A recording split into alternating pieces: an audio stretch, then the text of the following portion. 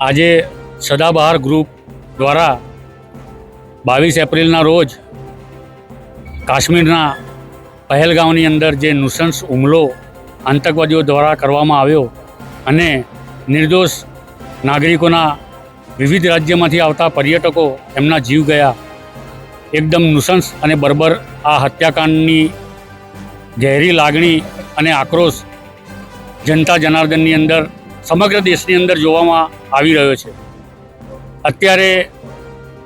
અમારી પણ લાગણીઓ એટલી જ છે અને સદાબહાર ગ્રુપ દ્વારા આજે આ જે પણ શહીદ થયા છે તેમને શ્રદ્ધાંજલિ આપવા માટે અહીંયા બધા એકઠા થયા છે. ભાઈઓ, બહેનો, સિનિયર સિટીઝન્સ છે, બાળકો પણ છે. આજે સમગ્ર લોકો ભેગા થઈ અને હૃદયથી આ જે શહીદો છે તેમને શ્રદ્ધાંજલિ આપી છે અને આવી બર્બર હત્યાકાંડને લોકોએ એકદમ વખોડી કાઢ્યો છે અને જનતા જનાર્દનની અંદર એટલો આક્રોશ છે જેનું પરિણામ કે આજે સરકાર પણ એક્શન મોડમાં છે અને સરકાર પણ કંઈક ભવિષ્યમાં નજીકના દિવસોમાં કંઈક એક્શન લેશે એવું અમને જણાવી રહ્યું છે.